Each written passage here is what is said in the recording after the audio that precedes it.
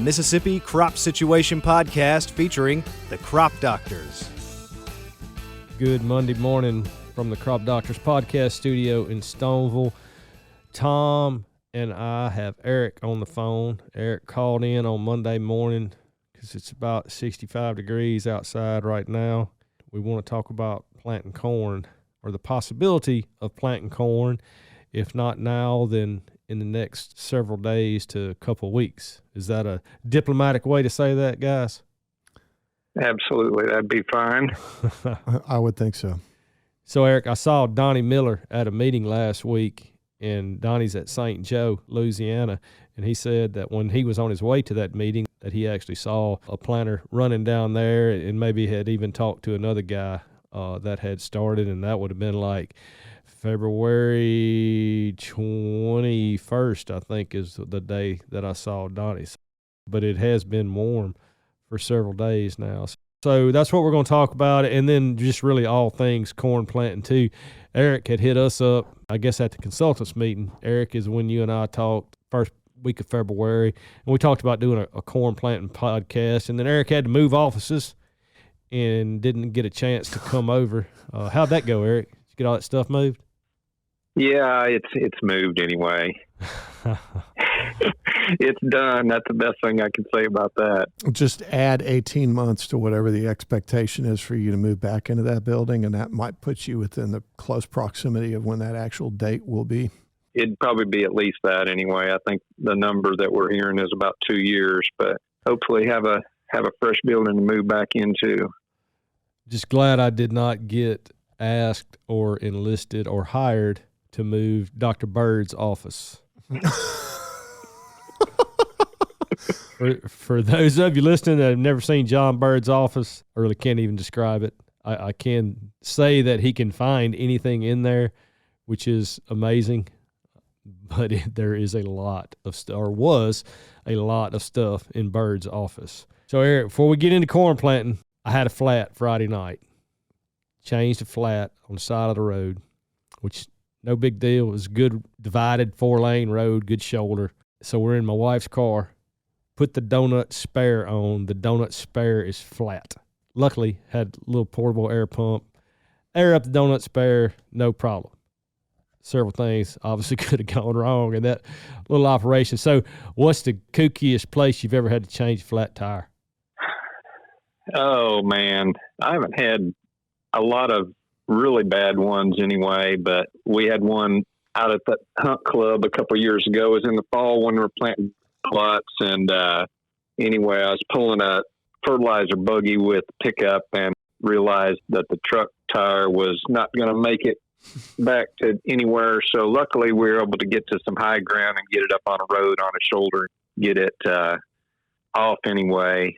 I had to run it to a place to get the tire fixed anyway, which set us back a couple hours, but that was the most eventful one that I've had. Just because I know he listens to this, throw my daddy under the bus. One of his famous last words, "No, I think that tire's okay." and I have changed a couple tires like that with Daddy's parting shot. But yeah, you're gonna make it. It's good. Yeah, man, that's a kiss of death when somebody says that. I changed one in a driving rainstorm one time on the way to MAIC one summer. That was fun.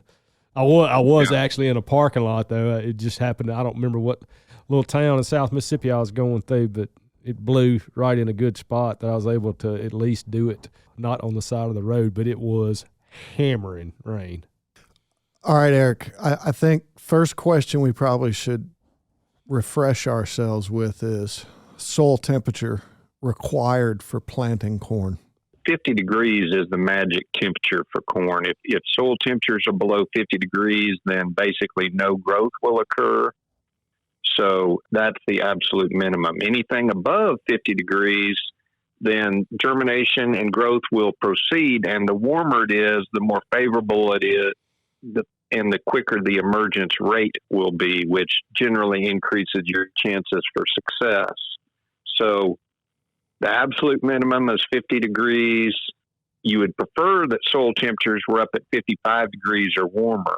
Typically, when we plant a lot of our corn, it's soil temperature is not a limiting factor. It's going to be up around 60 degrees, and corn seed should emerge within 6 or 7 days. If the soil temperature is hovering around that 50-degree range, that's going to lengthen the amount of time for emergence to take place. And 6 or 7 days may turn into 10 to 14 or even longer than that, considering the temperatures that are subsequent to whenever the corn seed is put in the ground. I should add that we had recorded a podcast with Mark Silver related to the weather stations that we conduct through Mississippi State at variety testing locations and additional locations. And one of the additional things that Mark has added to the Mississippi Crop Situation blog would be soil temperatures. And I think he started posting those about a week ago. I know there's at least one posting on it because I saw it the other day. But those data and information are available on the Mississippi Crop Situation blog, and would be, I think he'd talked about how that tracks throughout the state if you break the state into like thirds or regions within the state and what the soil temperature looks like for the long-range forecast. Yeah, and if you're interested in the Delta Agriculture Weather Center, we got that episode. We were going to release it this week, and then we rescheduled it for next week in the interest of talking to Erick about corn this week. So it'll be the first episode for March. Right. Erick, what is our traditional date for hitting that magic soil temperature? So just say 55. What usually is the determining factor on corn planting opportunities is soil moisture, not temperature. So soil temperature gets overlooked a lot. When we have dry winters and dry springs like we've been getting recently, or obviously the whole winter has been a lot drier than normal. January, we had plentiful moisture, and right now, in late February, we missed some rains and things are drying out, and certainly got everybody on go anyway in terms of potential for planting a corn crop. But it just depends. There's time periods where we planted corn in April that it's taken longer to come up because of cool soil temperatures than it has in March. And sometimes we planted corn the first 10 days of March and got it up within 6 days and got it off to a quick run and start. But historically, the temperatures and the growing degree day accumulation during March are relatively slight. So from an advantage standpoint, as far as getting the crop off to an earlier start, you're not going to see a whole lot of difference historically between plantings that are March the 1st and say March even the 15th or the 20th, just because the heat unit accumulation during particularly early March is extremely modest. In fact, I think the 30-day historical records for Stoneville, Mississippi are going to show no historical growing degree days that are suitable for growing corn until March the 8th. That's one of the things that we use to justify normal planting dates, whatever that's worth. But the bottom line is that for farmers that are progressive and take advantage of this opportunity is you need to measure soil temperature. And that can be a fairly complex question too, because we can obviously look at weather forecasts and look at that data that Mark has available to look at either current soil temperatures. We can use weather forecasts to look at what the future temperatures are going to look like for the remainder of the week. And the main thing I look at is the nighttime or the daily low temperatures in the long-term forecast. If you've got temperatures like I'm looking right now at the 10-day forecast, and temperatures of Wednesday being 39 degrees in Greenville, and then 43, and then 52 on Friday, with high temperatures in the afternoon, not exceeding 60 degrees very far. Obviously, you're not going to rack up enough growing degree days those days to stimulate much growth on those young corn seedlings. So that's the concern, or some of the things that you would look at in terms of actually analyzing the situation to a relatively high degree to see what kind of opportunities that you might have in the near future. Measuring soil temperature in the morning is probably ideal. Just be aware that the nighttime temperature, the soil temperature first thing in the morning is going to be relatively close to the night temperature. So if you don't have a thermometer, then that will provide a fairly good estimate of what the actual soil temperature is first thing in the morning. But you can have as much as a 40-degree difference in soil temperature during the day, depending upon both the air temperatures and really it's the sunshine that dictates how much increase in soil temperature occurs during the day. So the time of day that you take your soil temperature is extremely important in terms of characterizing what kind of average soil temperature that seedling has over a 24-hour period. So that's why we generally recommend measuring the soil temperature first thing in the morning or before the sun has gotten up very far, where you can see what the temperature is going to be for probably well over 50% of that 24-hour time period. What factors beyond the weather, Eric, do you consider when kind of hedging on a early planting like we're talking about this morning? So we've got, just say, somewhat favorable weather conditions. What else do you look for in order to arrive at the decision of, okay, I'm going to go plant some corn seed? It just basically boils down to soil moisture and soil temperatures. There are some other complicating factors there. Had a conversation with a consultant this morning about bird damage, and that's another complication associated with the likelihood of relatively slow germination and early growth that might occur during early March as opposed to later on during the year. There also may be a lot more birds overwintering in the Delta to potentially feed on those fresh corn seedings during the early part of March as opposed to later in March, or certainly after the first April when things warm up much more and those birds migrate back to the north. That's just another complication there. But the two main factors that dictate stand success are soil moisture and soil temperatures. And then culturally, we generally grow most of our corn on raised beds to help relieve the effects, particularly from the soil moisture. The other one thing, I guess, that we've done some research in the past few years is the effect of cover crops and complications associated with them, and particularly in terms of corn planting and successful emergence and really any complications associated with that. And the number one thing that we found was that termination timing of the cover crops played a huge role in the overall success of the corn system and basically how good of a stand you had, and not really that you couldn't get a good stand if you're planting in the green cover crops, but the growth of the corn that was planted was stunted substantially if the cover crop wasn't killed well in advance of planting. And the magic number that the research showed was about 4 weeks prior to planting. What's the influence of that cover crop, whether green or already terminated, on your soil temperature?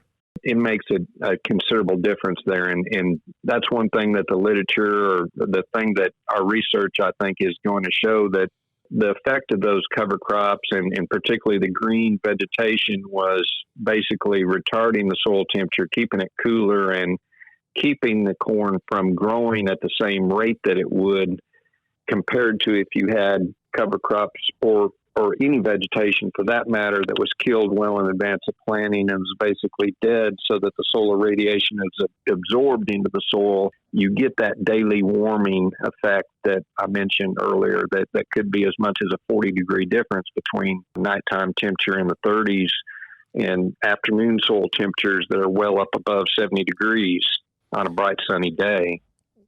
What do you mean when you say well in advance? How many weeks are you talking about killing that cover crop, Eric? Generally 4 weeks in advance of planting. I'll add to that, Eric, ryegrass, basically the same concept, but the competition that we incur between corn and ryegrass, the yield loss associated with the ryegrass, we were able to lessen that the earlier before planting that we controlled the ryegrass. So 100% kills.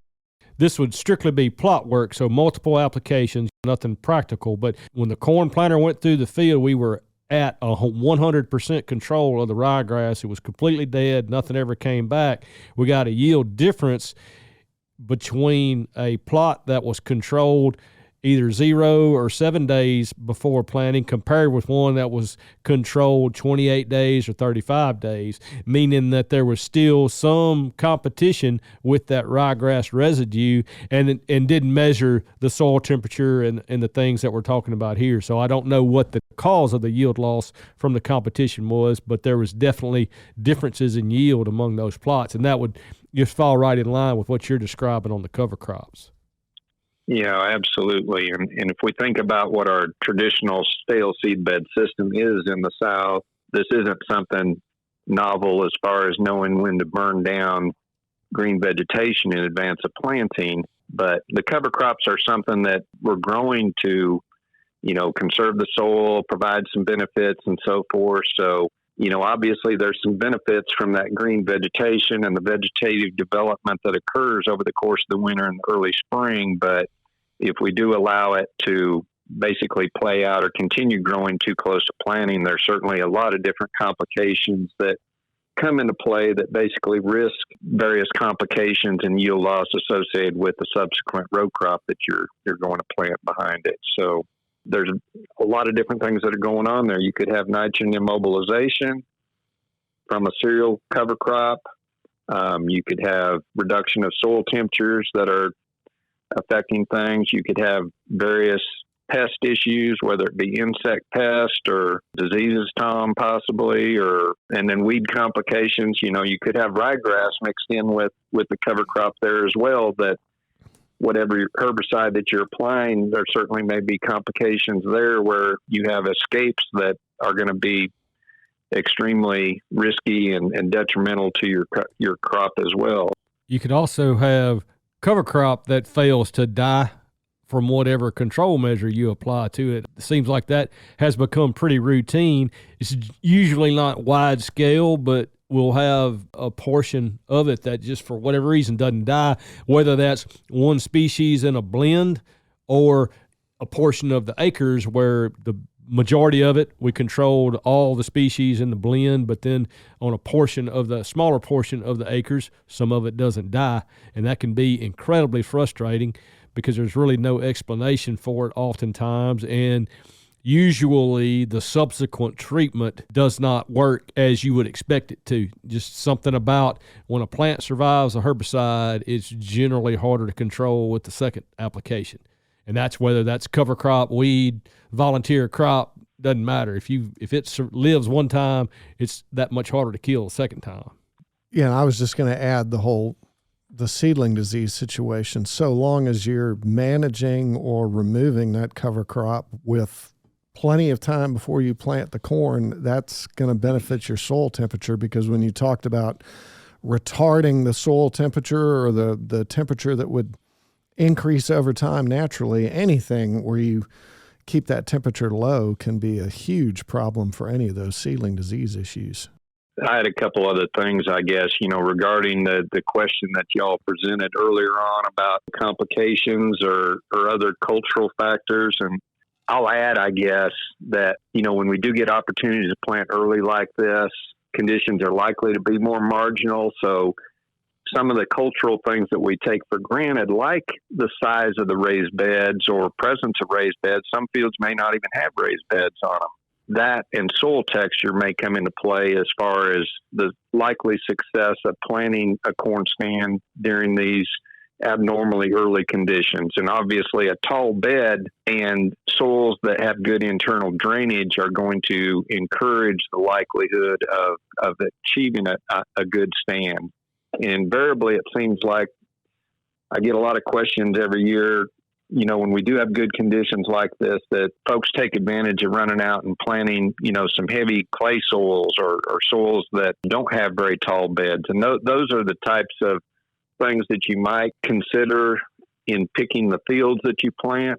Obviously, you would like to try to plant those fields when you have an opportunity, but I'd much prefer to plant a field that has heavy clay soil or very modest or no bed height during conditions which are more conducive to rapid emergence and likely stand success, which would usually be a later planting date. Like you said, with the growing degree days, the heat unit accumulation in March is going to be low, almost guaranteed.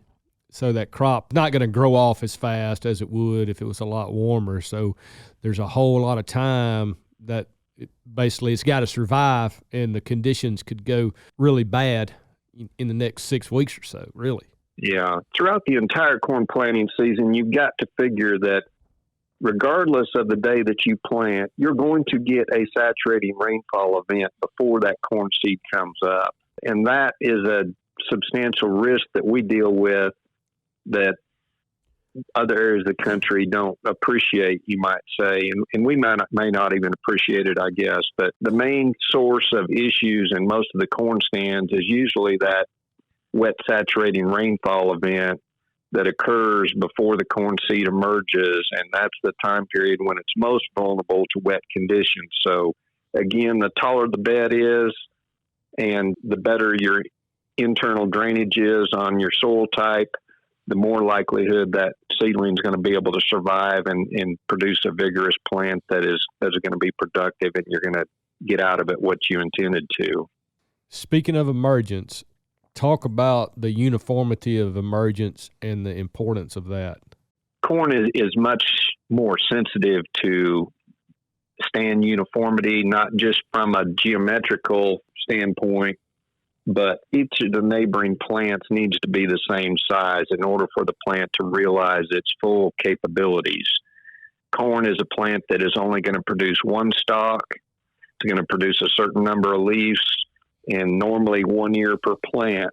And if a corn plant comes up or lags behind its neighbor, it's going to remain a runt or a less productive plant during the entire course of the season, and it doesn't have the physiological capability, in other words, to compensate for variances in growth or space like most all of our other row crops do that produce multiple fruit, multiple branches, or multiple stems that help them compensate for variances in uniformity, for lack of a better word. So that's the reasoning why you always hear a lot of emphasis on corn stand, not only emergent success, but the uniformity and the quality of the stand, and why it's much more vulnerable to that than what most of our other row crops are. And it gets back to the fact that there's two things that we have to deal with that affect that, and that's the temperatures affect the growth rate of the seedlings,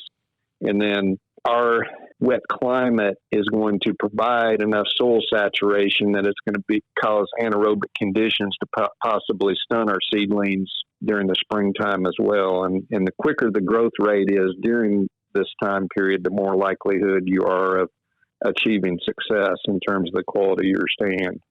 One last question, Eric. Is there a benefit to jumping out as early as possible and planting corn, or should you wait until more things line up for it to be a perfect environment? That's the $64,000 question for sure. I can tell you that there's not going to be much physiological advantage, particularly for irrigated corn, from planting what I call exceptionally early. And it relates again to the heat unit accumulation during the month of March being relatively modest. As you get towards the tail end of the planting season, your heat unit accumulation picks up rapidly, so you expect to see more significant advantage for early planting as you get further into the season, because the clock is running a lot quicker at that time period because of the higher temperatures and higher heat unit accumulation. So you're not going to gain a whole lot of advantage in terms of advancing your maturity date of your corn by planting it during the first 15 days of March as what you would have as that same effect would be from planting, say, at the optimum time period, the last 10 days of March or the first 10 days of April, compared to 20 days after that time period. So corn typically planted the first 10 days of March. The difference in tassel date between that and something planted at the optimum time period, the last 10 days of March, is going to be relatively small, depending upon the particular growing season, because we typically don't have a whole lot of heat unit accumulation occurring the first 3 weeks or so of March. But after that, it starts to pick up substantially as those temperatures start to warm, and particularly those nighttime temperatures stabilize, well above 50 degrees.